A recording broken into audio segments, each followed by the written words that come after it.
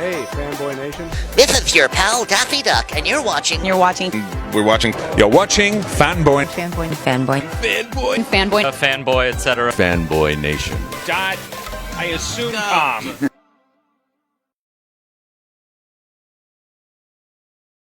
This man has been responsible for 90% of our childhood that everybody's watching today, from Eek the Cat all the way back to the 80s with Strawberry Shortcake, and somewhere along the line decides to produce an Alec Baldwin film called Malice. So I don't know how this all fits in there, but we are talking about his tell-all book, Animation Nation. Michael Hirsh, the creator of Boba Fett, on top of everything else. How are you today?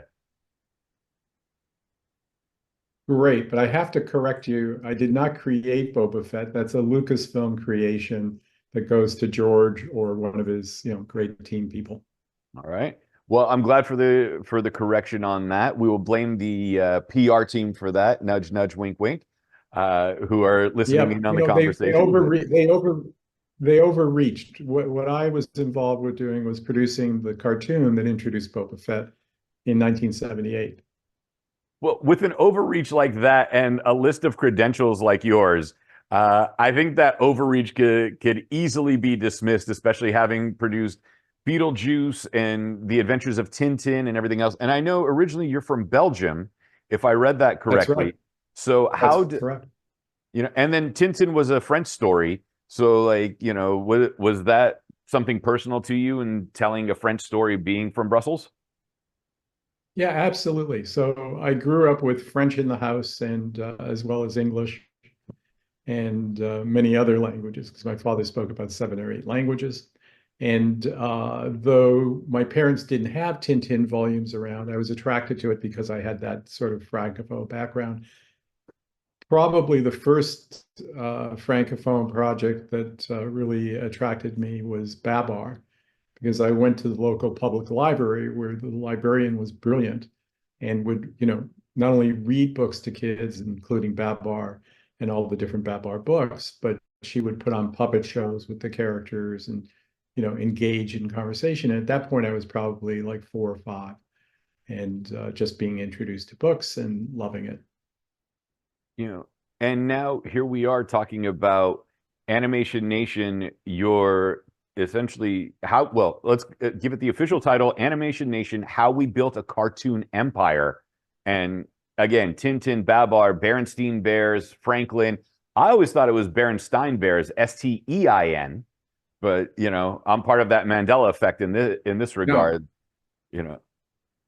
Yeah, no, it is Berenstein Bears. That's just the way they spelled the name, right? Okay. Yeah. From reading about you, you were an immigrant into America, or your parents were. My parents were first generation. So am I.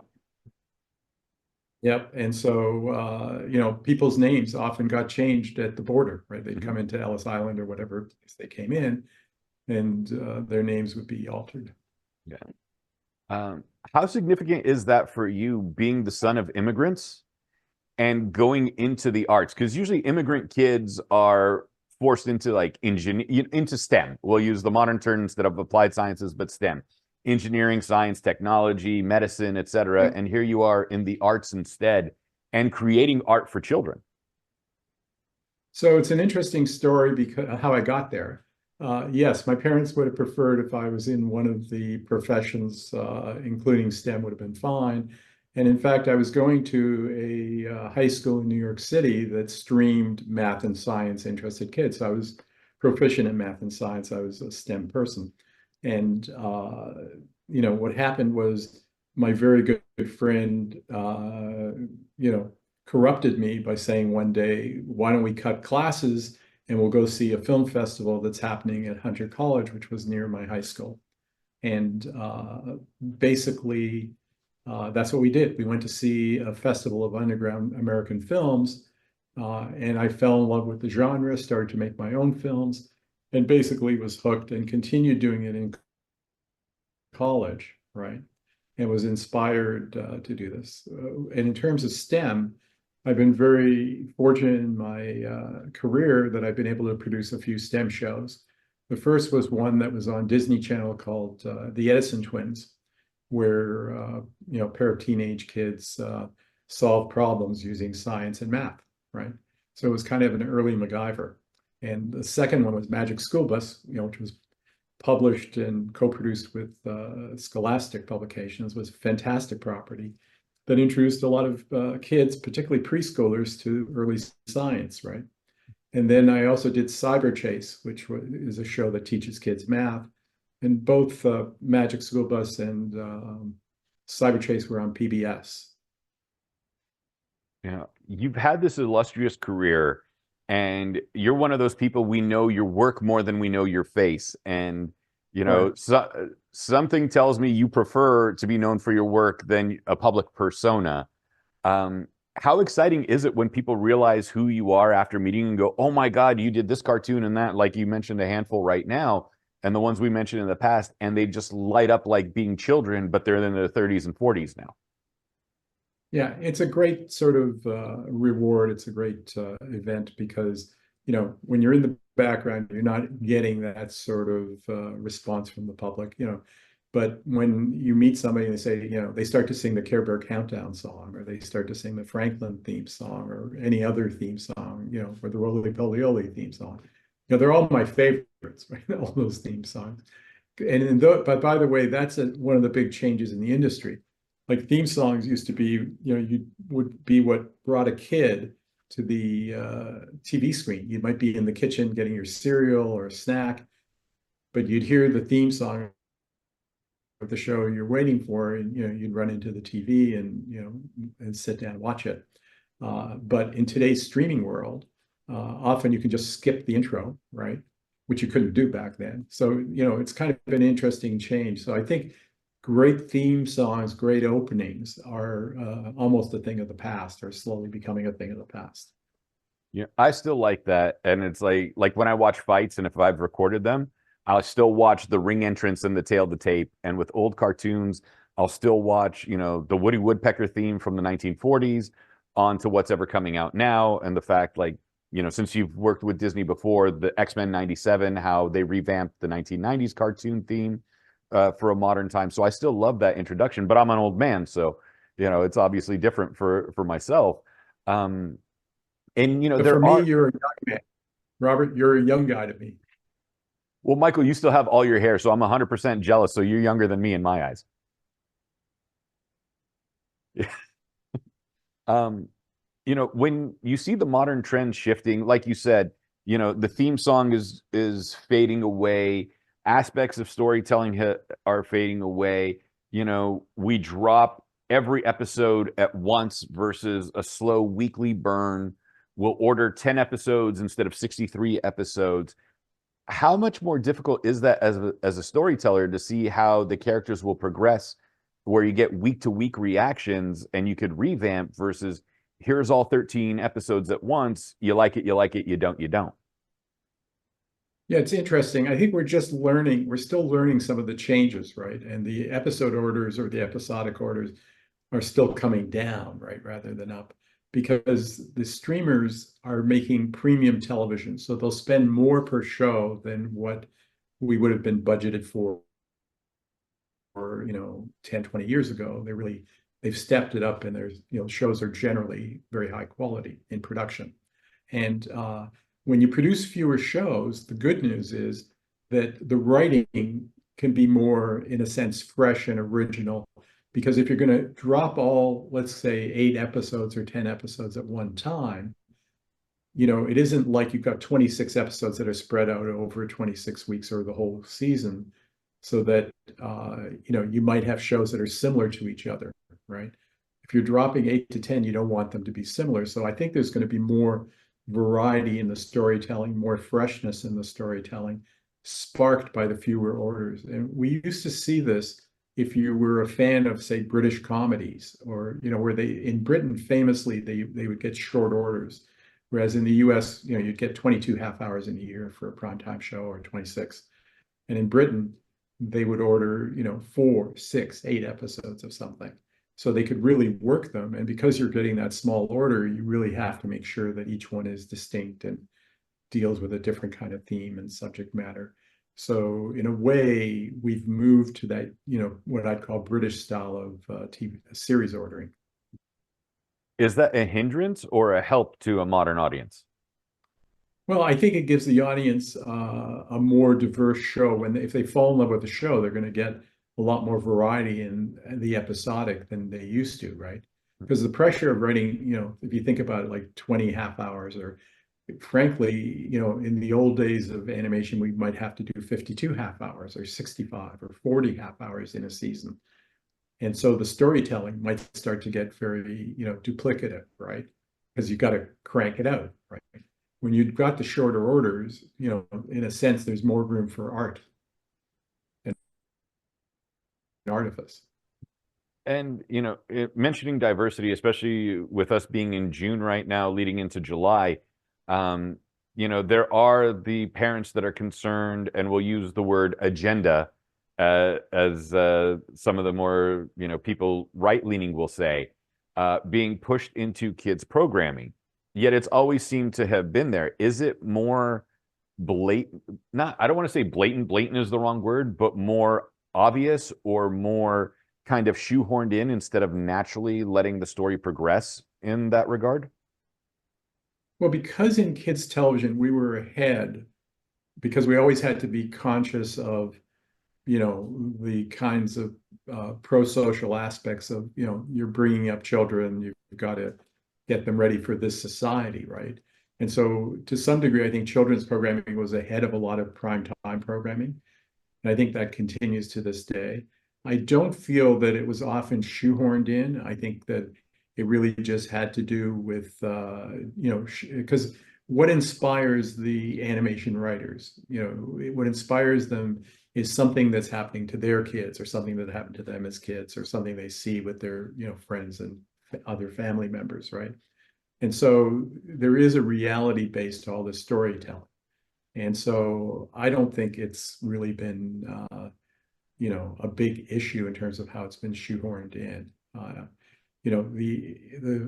can remember though when we all were basically asked to make sure that we were inclusive and reflected society.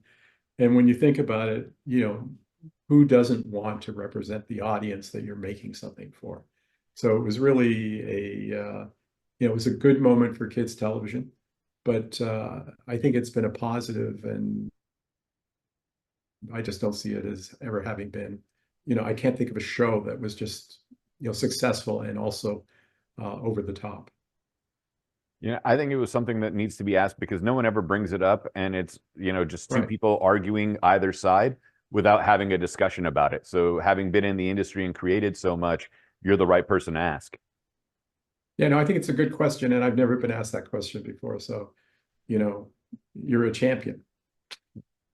Thank you. I, haven't heard that phrase in a while, but let's get back to Animation Nation. This is Okay. essentially your career autobiography. How did you decide now was the time to write a book about all the ins and outs of being a creator in this industry and being so child friendly throughout the majority of your career? So it's really, it came down to having put it off. I'd thought about doing it before, but I've always I've been involved with creating 3 companies that basically help to build the Animation Nation, or the industry. And because I went from one to the other, I didn't really have a period of time to sort of reflect.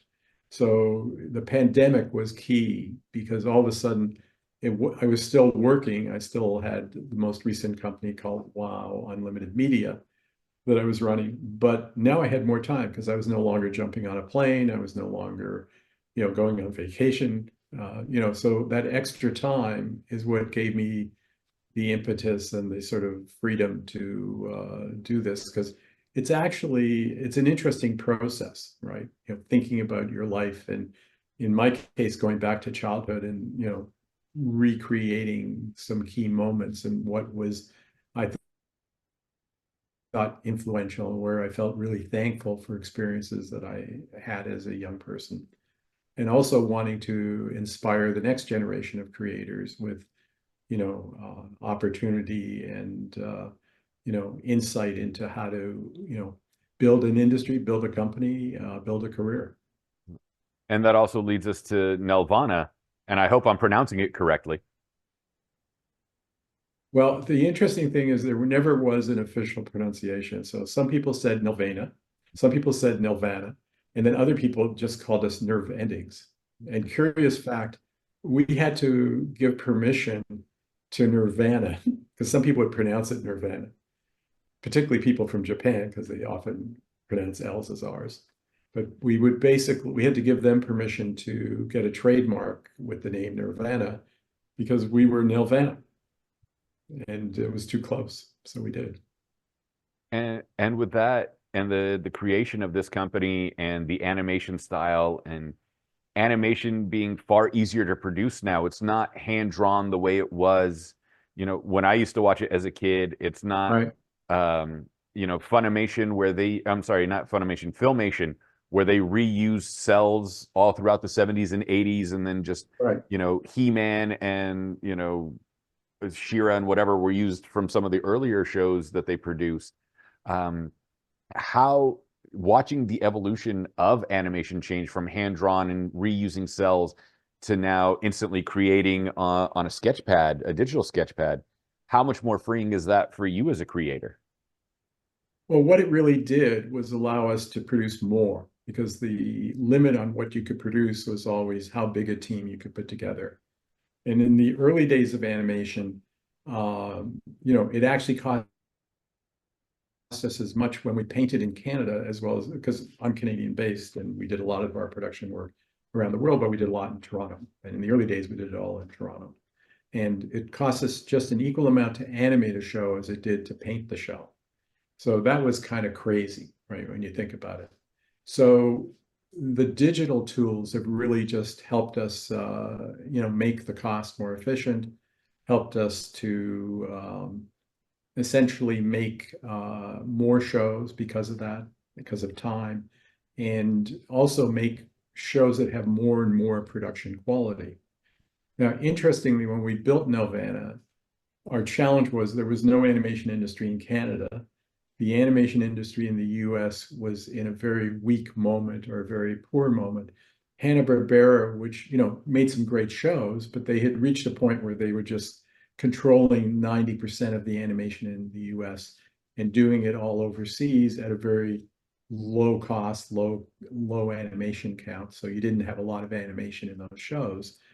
And so the quality of what kids were getting used to was getting lower every year and was kind of pathetic in our minds. So what we did is we decided, well, we're in a country without an animation industry. We're gonna make cartoons and compete. We better compete by having the best quality. So we started to produce high-end, high animation cell count, everything that was quality, like, whereas Hanna-Barbera was into putting just a few colors on a character, we might have 1720 versus 4 or 5, right? So we were just delivering quality to differentiate ourselves and to create a niche in the marketplace. And eventually that reputation for quality is what got us the Lucasfilm projects and the Spielberg projects and the Tim Burton projects and lots of our own projects because we were, the high end. And eventually in the 90s, Nelvana became the dominant production studio in the world. Outside, we were the dominant. We had more shows on the air than anybody else. And we were across the field from the US networks, the Nickelodeon, Cartoon, and Disney Channel. We were everywhere. We were ubiquitous and delivering quality. That's definitely for sure, especially going through your resume. Now, this is a question I have to ask. Okay. Is it based on the notion of if you love what you do, it's not work, or are you just a workaholic and you have to have that drive because work is what keeps you going? So it's really love for what I do. I told you the story of cutting classes and going to a film festival and falling in love with modern experimental film, did my own experimental film, but that led to eventually doing work for Sesame Street. And that led to building Nelvana and Cookie Jar and Wow and other companies. And basically, for most of my life, I've made things, right? And I really enjoy that. I like working with people in the field. I like sparking to an idea and seeing it through to fruition, and then taking it the next step of how do you get it known? How do you get an audience to want to watch your show versus just sticking it out there and hoping for the best? And was there ever a cartoon that you didn't get the contract for, or one that you didn't even think of that hit production and and it drove you to go, I can't believe they pulled it off. I have to do better than this, and I'm going to. That was a driving factor to push even harder? I don't know if anything like that pushed me harder, but there were the ones that got away. So what comes to mind is I really want Curious George because we'd done Babar, we did Tintin, we did Rupert the Bear, which is a very well-known British character. We had done Little Bear with Marie Sendak. We really had a lot of the classic kids properties, and I loved Curious George as a kid and wanted it. But it was an interesting story as to why we failed. So we managed to do samples that attracted the person who controlled the rights, who was the widow of Hans Ray. And she was reluctant to let go because she knew that when she let go, we would just run off and do it. But what was interesting is she kept saying to me, George is real. And we kept working with our animation to make, the monkey more real, right? And though she liked what we did visually, because it was really well executed, it wasn't what she had in mind. And when I discovered the logic of how she had given it to somebody else just like a year or two later, was because somebody walked in and said, I'm going to make a project where it's live action and animation, and George will be a real monkey. And I had never thought that's what she meant by George is real, right? So it's kind of an interesting thing where you really have to listen carefully to what people are saying. And if you don't understand, kind of probe with them some more. I just thought I knew what she meant. And in working with those classic stories like Babar and Tintin and Little Bear, is there this, moment of, wow, I had the tangible book as a child in hand, and now here I am as an adult bringing it to life in a completely different medium? Yeah, absolutely. So one of my favorite properties that we adapted was Hardy Boys and Nancy Drew. So we did a TV series based upon that. And I used to read, when my mother would say lights have to go out, right? She'd yell, the lights are out. I'd get a flashlight and read under the bed cover, because you'd be in this mystery and you'd want to know how it resolved, right? So, my passion for reading really translated to a passion for bringing some of my favorite projects to life. Now, let's say I'm a young animator. I'm 15, 16 years old. I did what you did, which I don't recommend, so parents don't get mad at me in ditching class to go to a college film festival. But let's say some kid does this and really wants to learn about animation and the industry itself. Obviously at 15, CalArts is not an option yet. But when he picks up Animation Nation, or she picks up Animation Nation, at the bookstore and starts thumbing through your autobiography, what are they going to learn, not only about the industry, but what to expect and experiences in being a creator? I think what they'll learn really is that you have to have a passion for this work. This is passionate, driven work. You just don't do it because the animation work is, slow, tedious, requires a lot of focus and concentration, requires talent.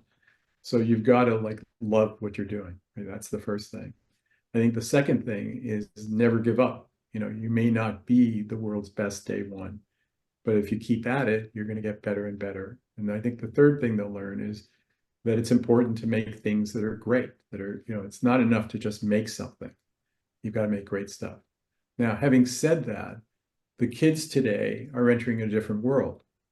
There's going to be a few streamers. I see that we're going through a period of consolidation whereas perhaps there are today, say, 7 streamers, and you still have some of the legacy channels, right?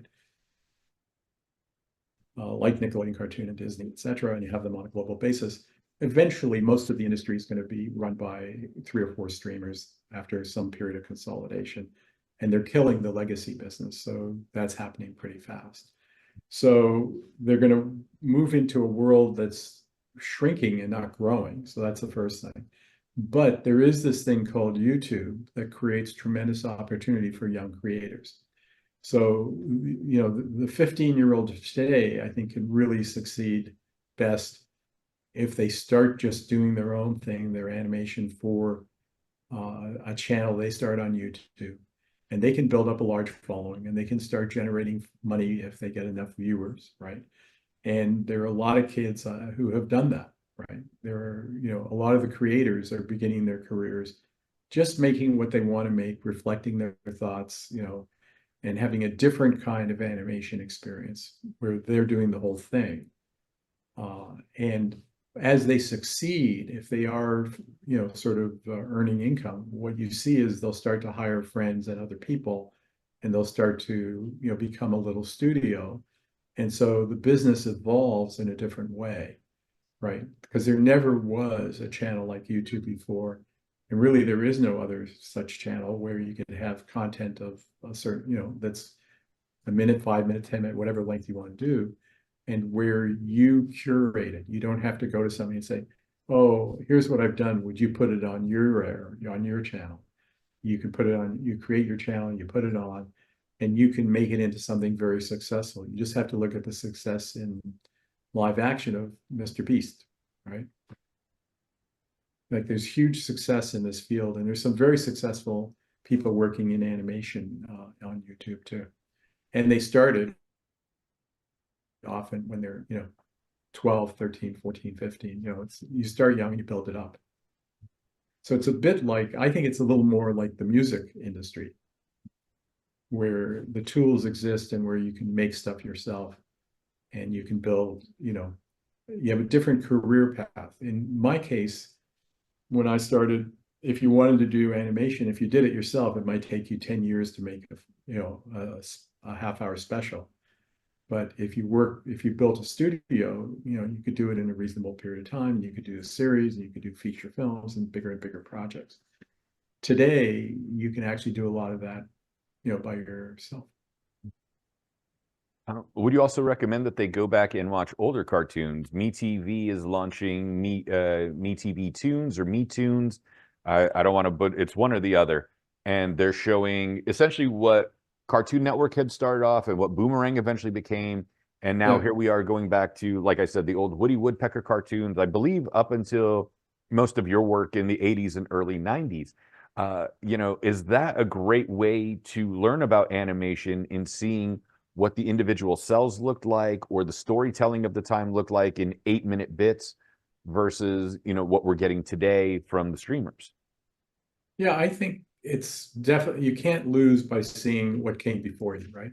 But what's interesting is if you look at what the streamers are succeeding on, and there are exceptions, like there's, there are some exceptions where they're doing more dramatic work, more traditional kind of storytelling. But what I've seen people succeed with the most on YouTube recently, is stuff where it's more personal storytelling, right? Based upon incidents in their lives, right? It's not so cartoony, but it's more realistic. But I think we're still in the early days of that YouTube business. I think it is going to diversify and broaden, but it does create the best opportunity for young people. And the difference between Michael today and that kid that cut class, that immigrant child that cut class to go to the college to watch, a film festival that drove him into animation. What would you tell other immigrant kids about living that dream and following this passion to where you are today? I think that you've just said it, basically, if you don't live the dream, you're never going to have a fulsome life, right? So you have to do what you're passionate about. Now, not everybody is aware of what they're passionate about. Not everybody stumbles on this film festival that inspires them, right? So I think the key is to be very open. Like I had never cut a class, but I said yes. And that really taught me a lesson in life, which is it's a lesson that you see taught in improv, which is yes, opens doors, yes, leads to many things, no cuts off the conversation and the skit is over, right? The sketch is over. So it's really being open to the opportunity in life and not thinking of yourself as being locked into one path, right? You've got to definitely feel that you have choices to make, that you are free to be yourself, right? But to be yourself, you've got to know what the opportunities are, right? Because, as you said, the typical immigrant experience is, you're generally funneled into something that's a safe profession, right? Something that will produce a, solid career, and it will move your status up from where perhaps your parents are. And, that is the sort of immigrant drive. But life can be more than that. And that's real. And it can only be more than that if you open up to the opportunities around you.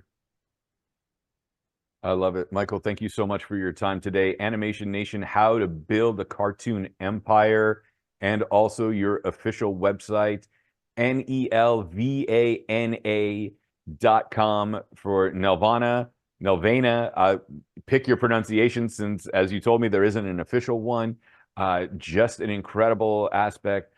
If someone does want to reach out to you and pitch a story idea, how would they go about it? Well, that's a good question. Deanna, do you have the answer? No, I don't have that answer. We haven't discussed that, Michael. Yeah, I think that's kind of hard to do, right? I think that, let's leave it to your viewers. If they're, what's the word for it, persistent enough, they will find me. I am not hard to find, right? And I'm probably easier to find today. I'm on Instagram, right? Mm-hmm. So they can reach out to me through the Instagram account, which is, I'm not sure what it's. Michael Hirsh Animation. There you go. Which we will be linking everybody to. Michael Hirsh, it has been a great pleasure. Hopefully next time in Canada we can hang out, or if you come down this way for one of the conventions, we'll get to talk. Where are you? I'm in Huntington Beach, California. Which is, I'm trying to think, Huntington Beach. Is it south of Laguna or? North of Laguna, 15 minutes west of Disneyland. Okay. So I'm going to be at the San Diego Comic-Con. And right. great to meet you. I was reading about you online and saw you had a wrestling background. I don't know if you noticed in the book that we produced a show with Mr. T. Mr. T was it the Mr. T cartoon itself, the official one from the 80s? It was a live action series that was syndicated called TNT. I remember that one, yes. We put Mr. T in a suit and played him against type. But, when he had to go undercover, when he had to get into action, he would get out of the suit and put on his, street fighting clothes. So it was kind of a Superman moment where he was Clark Kent turning into Superman. Oh, man. Mr. T is a legend. I haven't gotten a chance to meet him yet. My background is in freestyle and Greco-Roman wrestling. And it's funny, you'll appreciate this. As you say, let the market sometimes dictate to where you say yes to. I had trained to do voiceover for animation and narration, and it led me straight back to sports and public address announcing. So that's great. Yeah. But, it's one thing leads to another, and you don't know. You really can't box yourself in, particularly when you're young, right? If you box yourself in too much, you close off the opportunity to discover things, right? Yeah. So that's what makes a great life, is an age of discovery. Right. And now I have the best seats at a ball game, so it works out. Excellent. All right. Are you going to be at the San Diego Comic-Con? I'm going to try to make it, because there's another convention in Long Beach that's running the same weekend. And since that's closer to my house, I was thinking about venturing that way, but I might come down for a day or two. All right. So look forward to eventually meeting up. Thank you so much for speaking with me. Absolutely. Michael Hirsh, it's been a great pleasure. Responsible for my childhood. Michael Hirsh Animation on Instagram. Nelvana.com to find out all the great stuff that's coming from the studio. It has been a huge pleasure for me.